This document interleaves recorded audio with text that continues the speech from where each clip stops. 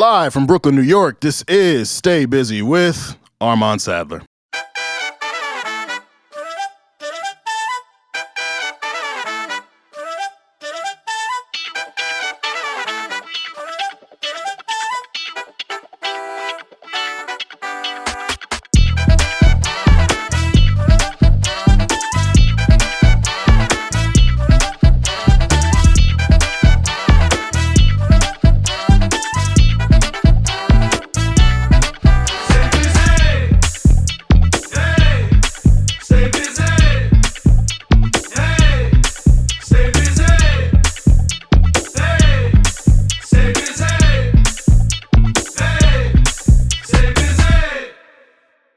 Ladies and gentlemen, welcome to another edition, a special edition, a bonus summer edition of Stay Busy with Armon Sadler, where we have responsible discussions on the music business and the music culture. I hope that you all are doing fantastically. I hope that you've been outside, enjoying the sun, enjoying all that summer has to offer as it does wind down. August, I say, is the Sunday of months, and we are approaching Monday, which is September. Thankfully, I'm done with school. I ain't got to go back to school no more. Oh, yeah, in law school and grad school, I wish you the best of luck and all the blessings, but that's not for me. But yeah, it's the boy Armon Sadler, vegan chorizo poppy, founder of Bald Nigga Ballers. I am here today to discuss an album that recently dropped, God Did by DJ Khaled. Now, my first introduction to DJ Khaled was with Holla at Me Baby. I would say that was his breakout song. I was, 10, 11 when that dropped? And the confusing thing for me as someone who was young and not really too familiar with music is like, okay, this guy, DJ Khaled, is putting out all these songs, he's getting all these people together, but like he doesn't actually rap himself. Now, I know he came up, he was DJ, Fat Joe, he would do different like sound clashes, and he was in the industry for a while before he really got his big break. And, since then, it's kind of just been pedal to the metal. 13 albums since 2006. Almost an album every single year. We got 2006, 2007, 2008, 2010, 11, 12, 13, 15, 16, 17, 19, 21, 22. DJ Khaled has been very, very active. And as time has passed and then as he's grown, his connections have grown.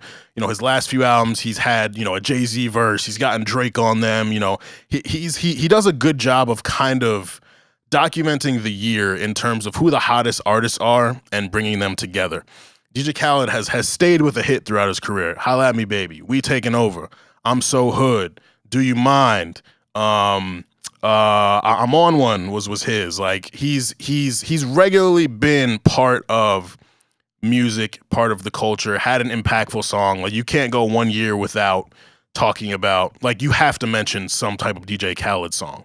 And so I think what we've learned is that he's a bona fide hit maker. And you go to his albums because, all right, like my favorite artist is going to be there. Who are they paired up with? Oh, I've never seen that collab before. Like that might end up being dope. I think his best album or best albums, Major Key was probably the one. If you look at that Major Key track list, you got For Free, Drake. You got Nas' album done with Nas. You got Holy Key, Big Sean, Kendrick. You got, I think, is Jay Electronic on that? I gotta check that. But I think Major Key was his best album. I'ma Be Alright, Bryson Tiller is on there. I Got the Keys, Future and JayZ. How could I forget that one? This one, God Did. I think it's his best work since Major Key. I think if some time passes, I might say it's better than Major Key. But from Major Key to God Did is when the DJ Khaled thing, it started to feel like a bit much. I think he peaked with Major Key, and I think he kind of believed his hype a little bit. Like you look at the transition from Major Key to Grateful. That Grateful track list was bloated. It was 23 songs, and it was just a lot of different. It was like too many people on a lot of different songs, and it's just certain collaborations that don't make sense. And then you move on from Grateful to Khaled of last year.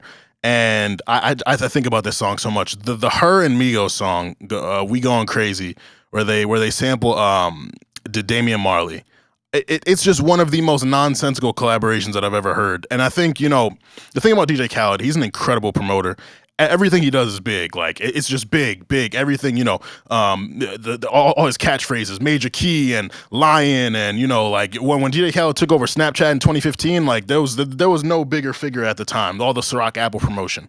So he's a master marketer, master promoter. He's very good at staying present, but it just kind of reached a point where it's like, it's a little much, and the music is not necessarily hitting like that. Like it's really fascinating to me how often, you know, if you listen to his albums, he's got the hits, but then he's got some tracks where it's like, how is this artist that I know is super talented giving this trash to DJ Khaled? Like the Travis Scott Post Malone song from Khaled, I believe it was that the 2019 album. What was that called? I gotta look it up.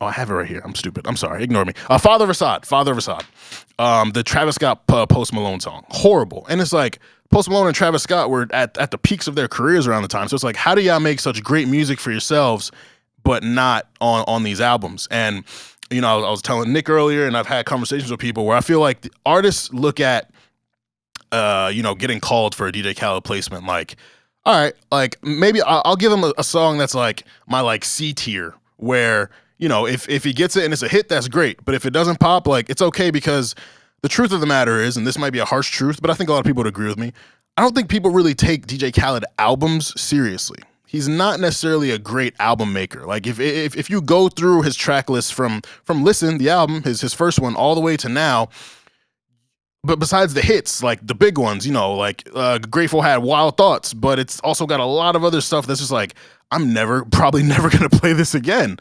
And so we arrive at God Did. He leads into it with Staying Alive with Drake and Lil Baby. I don't really get why people hated that song so much. I think it's pretty good. It's also just like, I feel like at this point, if you go into a DJ Khaled album with expectations, you are setting yourself up for disappointment. Like me, yes, you see Drake and Lil Baby's name next to each other, you know what they've done together. Yes, indeed, wants and needs, Never Recover, all that. You know they make heat together. But something about that DJ Khaled imprint on songs, just things just don't necessarily work out the way you might want them to. So I like Staying Alive.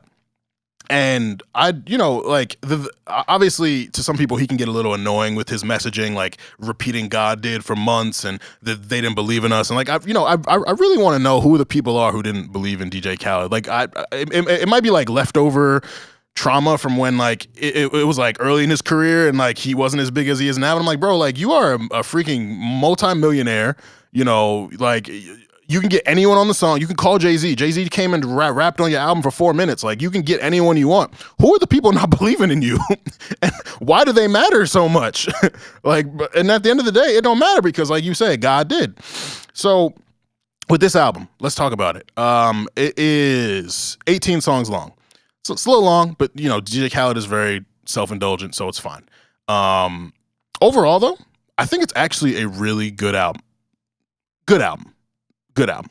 I like more than I didn't like, which is important because again, you go into it, you're just like, you go into Grateful Wild Thoughts, you're like, oh, I love Wild Thoughts. Wild Thoughts is great. To the Max with Drake, that's great. But it's like, did you really expect to like the whole album? And I think the truth of the matter is, Khaled himself and a lot of artists, if we really being honest, not all of them are good at making full bodies of work. Like, a lot of people struggle making full bodies of work. I don't know if people want to be honest about that, but like, it is not an easy thing to do.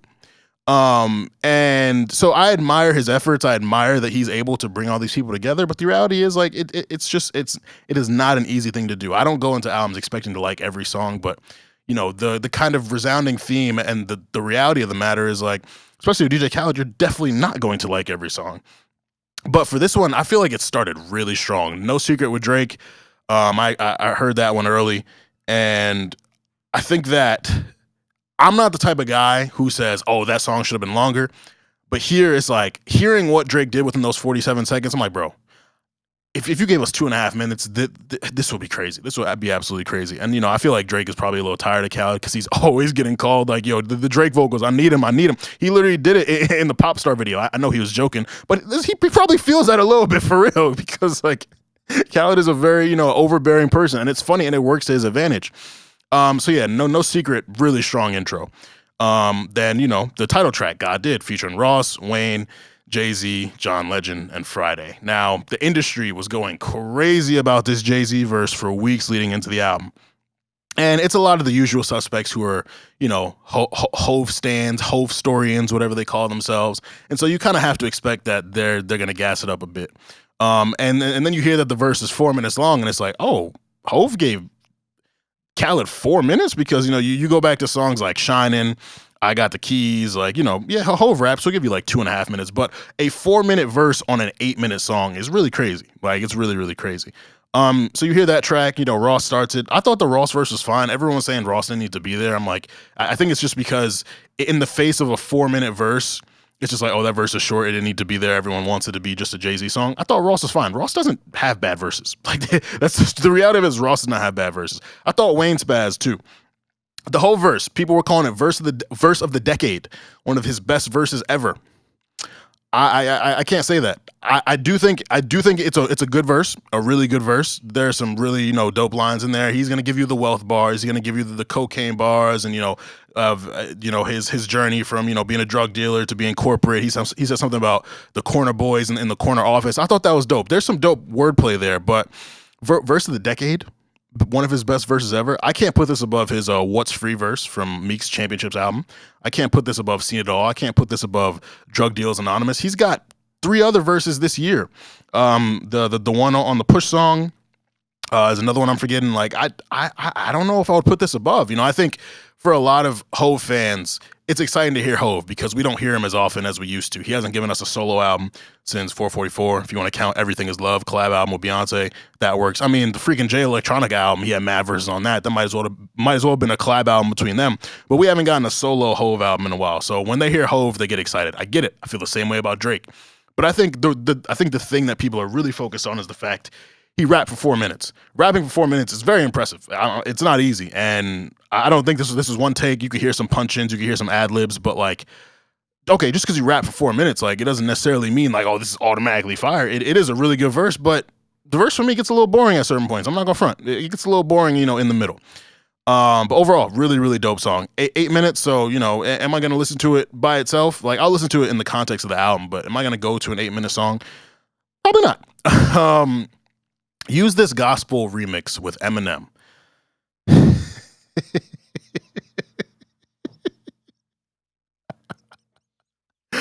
My feelings on Eminem are very well known on this podcast, so I'm not gonna rehash anything, but did not need that. Skip. Skip. I like the original Use This Gospel with Kenny G and Clips. That's dope on Jesus King. But I don't really need Eminem rapping about God. I'm sorry. I don't really need that. Like, I'm good off that. I don't really need Eminem rapping, period, but especially not about God. Especially not about God. Big Time, Future and Lil Baby. That's cool. I think Future went crazy. You guys also know how I feel about Lil Baby. I think he's really dope. I just feel like I want to see that elevation. So, QC is saying his next album is coming soon. I can't wait to see it. I'm looking forward to seeing if he takes things to another level because he's that guy, but it's gotten a little stale for me. And I kind of know what's coming with the Lil Baby verse. Keep going. Dirk, 21 Savage, Roddy Ricch, dope. I think 21 was a standout there. Roddy's trying. That album in December was a very bad taste in my mouth.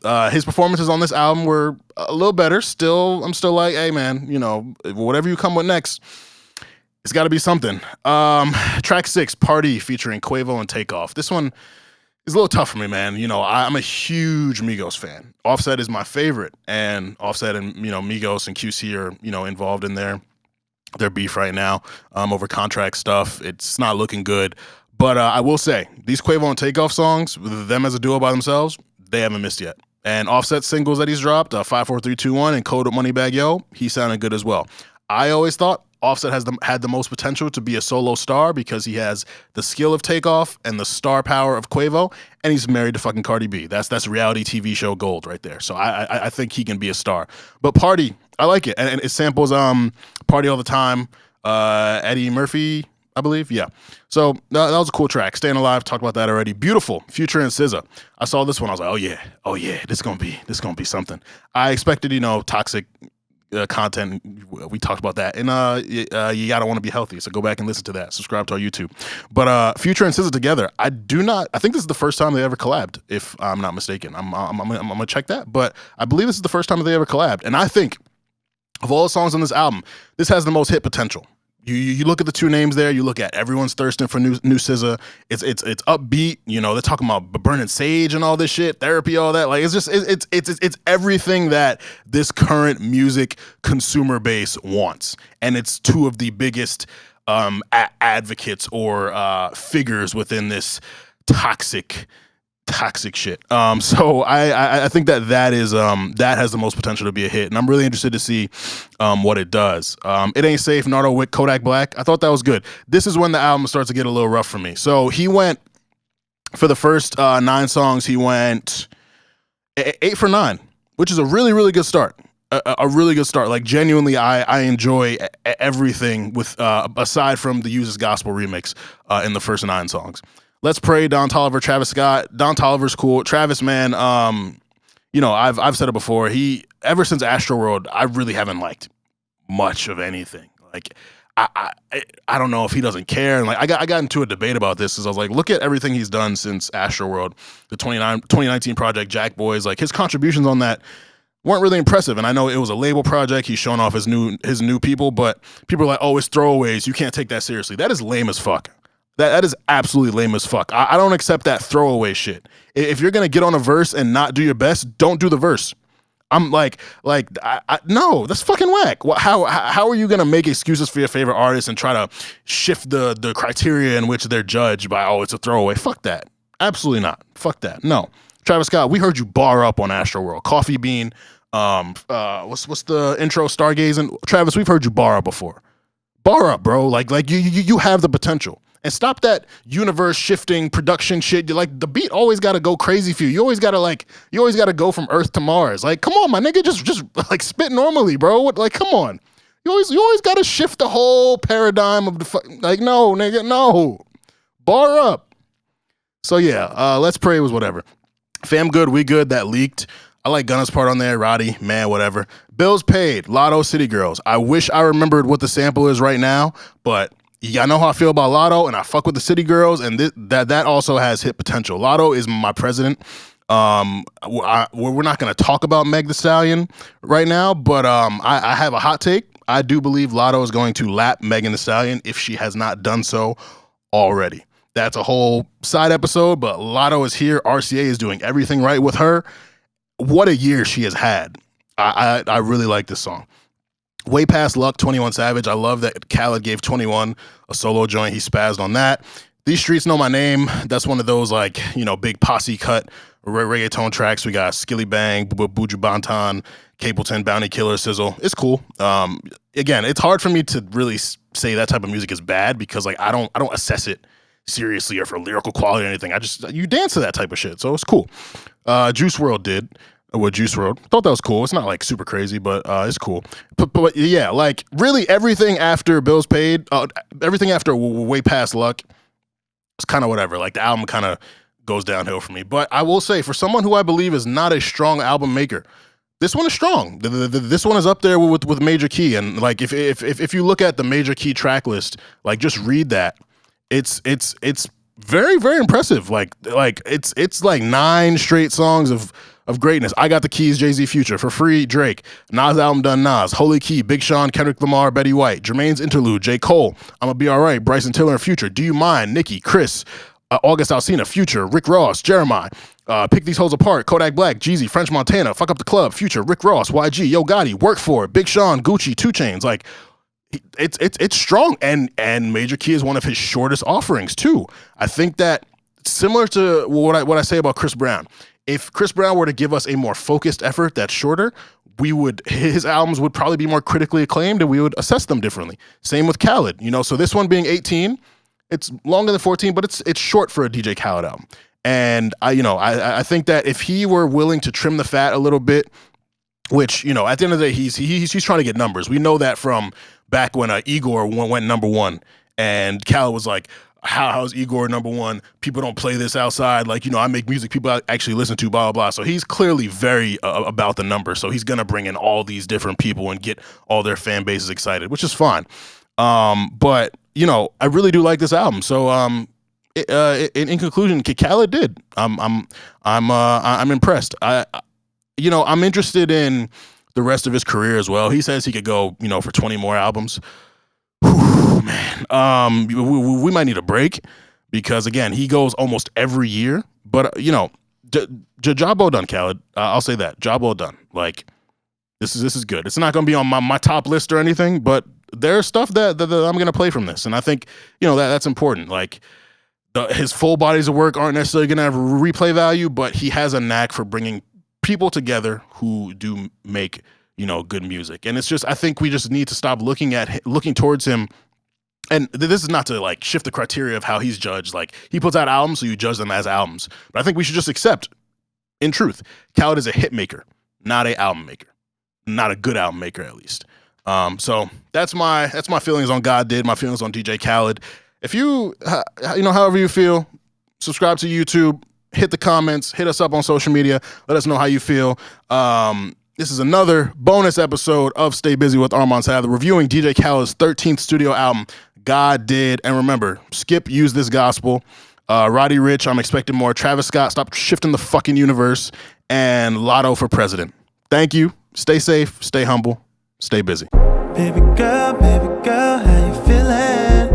I've been out in the world, staying busy, taking time, getting right if you miss me. I've been out in the world, staying busy. Mondays 9 a.m. Party with the gang. Every week, tell a friend. Busy over everything. Busy boys, article now. Ain't you heard? Got the vibes. He put you on. Got the slides. I'm the size. Running down. No, he hold it down. Baby girl, how you feeling? I've been out in the world, staying busy, taking time, getting right if you miss me. I've been out in the world, staying busy.